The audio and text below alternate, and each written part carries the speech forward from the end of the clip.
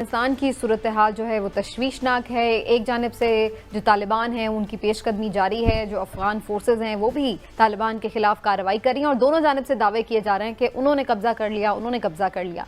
ऐसी सूरत हाल में जो अमरीकी सदर हैं जो बाइडन, उनकी जानिब से एक स्टेटमेंट सामने आया है और उनका ये कहना है कि जनाब हम अफगान तालिबान पर बिल्कुल भी एतमाद नहीं कर सकते, उन पर हमें भरोसा नहीं है। जो सिक्योरिटी अफगान फोर्सेज हैं उन पर हमें भरोसा है, वो उनके साथ टैकल भी कर सकती हैं। लेकिन साथ ही साथ उन्होंने एक और इम्पॉर्टेंट बात की है कि जी पाकिस्तान से हमें तवक्को है कि वो अफगान तालिबान को मुज़ाकरात की मेज़ पर लेकर आए और जो इनके आपस में कोई सेटलमेंट करा सके। तो अब यहाँ पर ये सवाल पैदा होता है कि जनाब क्या पाकिस्तान अब भी अफगान तालिबान पर इतना रसूख रखता है, जबकि वो ये कह रहे हैं कि इमरान खान साहब ये कह चुके हैं कि अब वो वाली सिचुएशन नहीं है। दूसरी बात ये भी है कि अब ऑलरेडी हम देख रहे हैं कि लड़ाई का आपस में शदीद किस्म का आगाज़ हो चुका है। तो ऐसी सूरत में पाकिस्तान के पास क्या ऑप्शंस हैं, और तीसरी चीज़ ये कि अगर अमेरिका पाकिस्तान से कोई ऐसी तवक्को रखता है तो फिर उसने इस बारे में डायरेक्टली पाकिस्तान से बात करने की जहमत तक क्यों नहीं की। अगर वो वाकई को पॉलिटिकल अरेंजमेंट चाहता था अफगानिस्तान में तो उसका इंतज़ार क्यों नहीं किया, उससे पहले ही चलता क्यों बना। तो इन सारी सूरत हाल के हवाले से गुफ्तगू करेंगे। पहले हिलाली साहब की तरफ जाते हुए, हिलाली साहब, जो बाइडन को अब भी पाकिस्तान से क्यों उम्मीद है, क्या चाह रहे हैं वो पाकिस्तान से?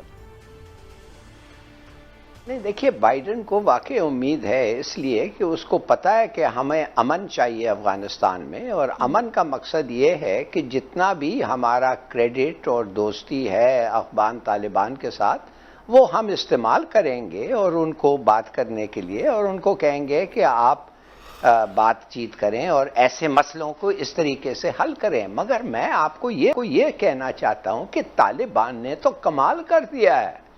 तालिबान मैं देखिए, ये छोटे से ब्रेक में मैंने 4 लफ्ज लिखे हैं। मैंने कहा मैच्योर, स्किलफुल, डिप्लोमेटिक, सोफिस्टिकेटेड। उसका मतलब ये है कि तालिबान ने इस किस्म की डिप्लोमेसी दिखाई है कि कमाल की डिप्लोमेसी है। हम तो कभी ऐसी डिप्लोमेसी इनके साथ एसोसिएट नहीं करते थे। हम तो सोचते थे बस मार धाड़ और ये वो करते हैं। देखिए, इन्होंने कमाल किया है। कैसे? इन्होंने जाके जो इनके दुश्मन थे उनके साथ में बात की। पहले तो इन्होंने एड्रेस किया है वो लोगों के साथ जिनके साथ इनका कोई ताल्लुक, ये दुश्मनी थी। तुर्कमेनिस्तान का बॉर्डर जो है अब इनके हाथ में आ गया है। कैसे आ गया है? कोई खास लड़ाई नहीं हुई है। ताजिकिस्तान का बॉर्डर आ गया है बातचीत से। किधर है मसूद, किधर है उसका बेटा, किधर है वो लड़ाई? ईरान में बात कर रहे हैं, मॉस्को से बात कर रहे हैं, हमसे बात किया। कमाल कर रहे हैं इन लोग। देखिए, इन्होंने 2 हफ्ते में क्या किया। तुर्कमेनिस्तान का बॉर्डर कंट्रोल ले लिया है, बॉर्डर का, ताजिकिस्तान का ले लिया है, पाकिस्तान का ले लिया है, ईरान का ले लिया है और चीन का ले लिया। और चीन का लेने के साथ उन्होंने एक और खेल खेला। उन्होंने कहा आपके इन्वेस्टमेंट हम चाहते हैं, आपके साथ अच्छे ताल्लुकात हम चाहते हैं।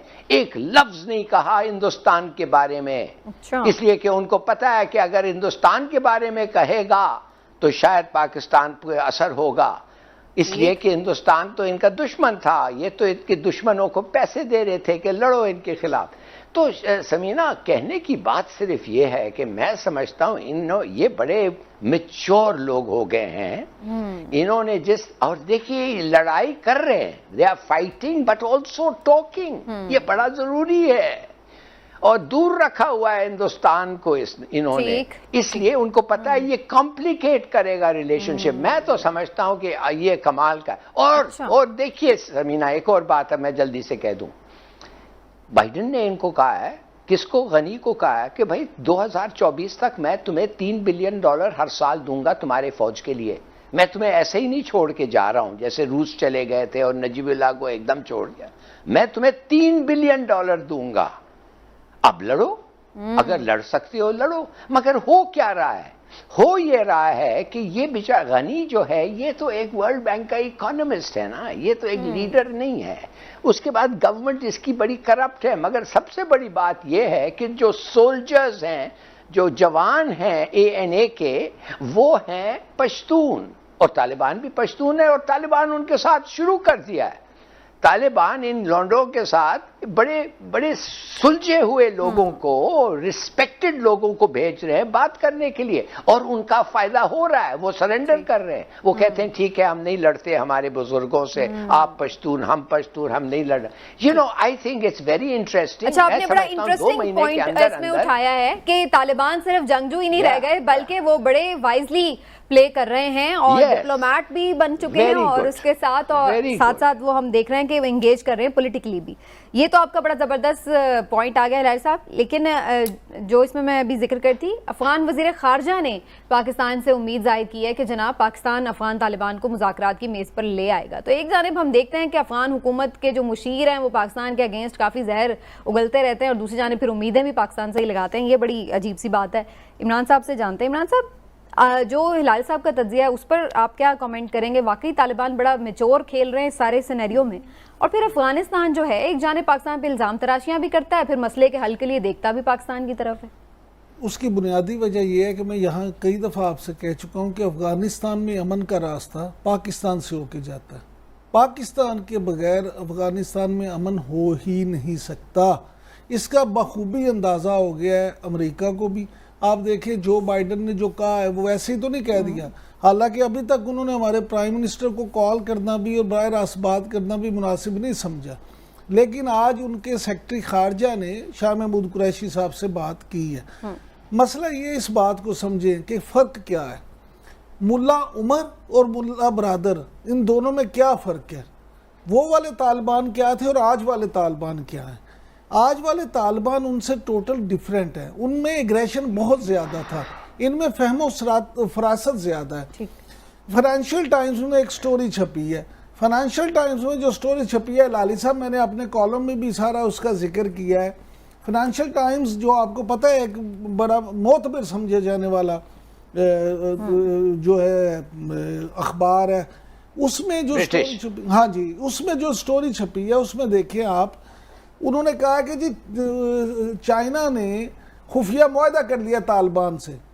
अब खुफिया मुआहदा क्यों किया? इसलिए कर दिया खुफिया मुआहदा कि जो हिलाली साहब बात कर रहे थे, अमेरिका तो उनको छोड़ गया अंधेरे में। अमेरिका तो देखे जब बगराम एयरबेस भी छोड़ गया तो 3 घंटे बाद बताया, यानी कि वहां पे आपको हैरत, जागते रहना, आपको हैरत होगी कि जो एयरबेस पे सामान पड़ा था वो बाजारों में बिक रहा है, वो वहां बाजारों में बिक रहा है। यानी अफगान जल्दबाजी में निकल रहा है। हाँ, अफगान हुकूमत को उस वक्त पता चला जब अमेरिकी फौजी वहां से छोड़ के चले गए, लोगों ने वहां सामान लूट लिया, बाजारों में बिकना शुरू हो गया। फिर अमेरिका को ने उन्हें बताया कि जनाब असी चले गए, यहाँ पे संभाल लो। अच्छा, अब चीन के साथ उन्होंने क्या किया, दरख्शा और काशगर उनके दरमियान 76 किलोमीटर का फासला है। एग्रीमेंट इन्होंने ये कर लिया, चीन ने एक एग्रीमेंट ये किया है कि उनके साथ उन्होंने कहा एक तो हम यहाँ पे ट्रेन चलाएंगे, ठीक है, दूसरा उनसे कहा $3.5 अरब आपके साथ यहाँ पे हमने एक तांबे की कान है उसका ठेका ले लिया, और उन्होंने कहा जिस दिन ये ट्रेन चल जाएगी उस दिन ये ठेका 4 गुना हो जाएगा। उसके बाद उन्होंने ये कहा कि हम यहाँ पे आपको रीबिल्ड करके देंगे, और वो रूट क्या इख्तियार किया, उन्होंने कहा लेकिन हम आपके साथ सारा काम करेंगे फाइनेंशियल टाइम्स की स्टोरी के मुताबिक थ्रू पाकिस्तान। अब उसी स्टोरी में इंडियन सफारतकार की जुबानी ये भी बताया गया है कि वहाँ पे वो कहते हैं जी कि जो अमेरिका के मुताबिक इस वक्त अफगानिस्तान में जिसका असर सबसे कम है, जो सबसे कमजोर मुल्क है, वो इंडिया रह गया, इसलिए तालिबान इंडिया को साइडलाइन किए हुए हैं। कहीं जिक्र ही नहीं है सारी सेटलमेंट में इंडिया का। तालिबान ने स्ट्रेटजी इस दफा, एक मिनट हिलाली साहब सिर्फ बात मुकम्मल करूं, तालिबान ने स्ट्रेटजी ये अपनाई है कि उन्होंने इस दफा पिछली तरह तक नहीं किया कि बड़े बड़े शहरों पे कब्जे करते हैं। मैंने पिछली दफा भी आपको कहा था उनकी स्ट्रेटजी ये, अब देखें उन्होंने पहले जहां पिछली दफा सबसे ज्यादा लड़ाई थी ना शुमाली इलाका जात में, उन्होंने इस दफा पहले उन इलाकों को कंट्रोल में किया। इसी तरह वो काबुल में अभी वो बिल्कुल भी कंट्रोल साइड एरिया से वो आहिस्ता क्लोज हो रहे हैं। वो इस तरह से वो सारे शहरों के साथ इस तरह से कर रहे हैं कि आवाम के साथ वो इंटैक्ट हो जाएं, और फिर वो वहां पे जब रीबिल्ट होगा अफगानिस्तान, अगर इकोनॉमी बेहतर होगी, वहां पे अगर एक्टिविटी बढ़ेगी तो लोग जो हैं खुशहाल होंगे, तो वो खुद ही एतमाद करेंगे उनके ऊपर। बिल्कुल सही है जी। लाल साहब आप क्या कहना चाह रहे थे?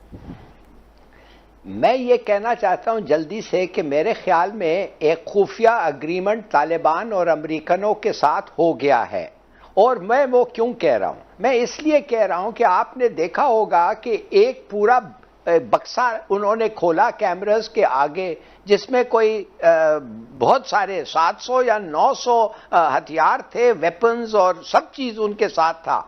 अब मैं ये जानना चाहता हूं कि वो अनओपन्ड, दैट वाज अनओपन्ड। अरे भाई, अगर आप इवैक्यूएट कर रहे हैं और आप नहीं चाहते हैं कि तालिबान के हाथ में ये हथियार आए, तो एक ग्रेनेड आप डाल दें उसके अंदर, खत्म बात। वो एक ग्रेनेड वो सब वेपन्स को खत्म कर देगा, एम्यूनिशन एक्सप्लोड हो जाएगा। मगर उन्होंने नहीं किया, उन्होंने जानबूझ के नहीं किया। ये नहीं है कि वो भाग रहे थे, ये माफ करिए, ये ऐसी भाग दौड़ उधर नहीं हो रही थी। 11 सितंबर लास्ट डेट है और बागराम पे अटैक नहीं हुआ था तालिबान का। ऐसा नहीं है कि एक आखिरी ट्रेन रह गई थी नहीं, मैं समझता हूं इनका एक खुफिया एग्रीमेंट है।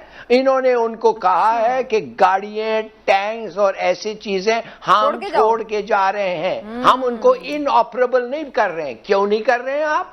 सीधी सादी बात है, 2 बम लगा दो, वो ट्रैक खत्म कर दो टैंक का, और वो 6 महीने तक हिलेगा नहीं। सही है। नहीं, देखिए ये कुछ मुझे आई एम अ लिटिल, लेकिन इसमें एक क्वेश्चन मेरा भी है हिलाली साहब। अब तो उन्होंने 11 सितंबर की बजाय भी 31 अगस्त कर दिया। उन्होंने कह दिया कि हम 31 अगस्त तक चले जाएंगे। अच्छा, लेकिन हिलाली साहब एक चीज बड़ी इंपॉर्टेंट है। एक जानिब अमेरिका ये कह रहा है कि हमें अफगान फोर्सेस पे तो भरोसा है लेकिन तालिबान पर नहीं। दूसरी जानिब आप कह रहे हैं कि तालिबान से उनका एक एग्रीमेंट भी हो चुका है। अब इस सारी सिचुएशन में आप समझते हैं अफगान फोर्सेस से जो है वो आपस में लड़ाई तालिबान के साथ उनकी जारी रह सकेगी, जो कि आप कह भी रहे हैं कि उन्होंने अफगान फोर्सेस को भी इवन एंगेज कर लिया हुआ है? Very good question. और मैं आपको बता रहा हूं बाइडेन अपने स्पीच में क्या कह रहा था। और देखिए तालिबान ने क्या किया। पहले चीज उन्होंने ये कहा है, उन्होंने कहा है हम अल-कायदा तो खत्म है, अल-कायदा तो हिस्ट्री है, भूल जाओ। एक ही ग्रुप के खिलाफ उन्होंने कहा है कि दाइश जो है वो हमारा दुश्मन है, the others they have taken care of. देखिए वो कहते हैं दूसरे के। आपने ताजिक का एक लफ्ज सुना है? मुझे बताएं। अहमद शाह मसूद जो कह रहा था अगर एक ही घर रह गया इस पूरे अफगानिस्तान में, उस घर से मैं लड़ूंगा अपने मुल्क के लिए। वो उसका लड़का किधर है भाई? कुछ नहीं, नॉट अ वर्ड। तो मैं ये समझता हूं कि ये एग्रीमेंट हो गया है। तालिबान को पता है। देखिए तालिबान खामखा अपनी गवर्नमेंट खो दिया उन्होंने। कब? जब ये 9/11 में क्या कहा?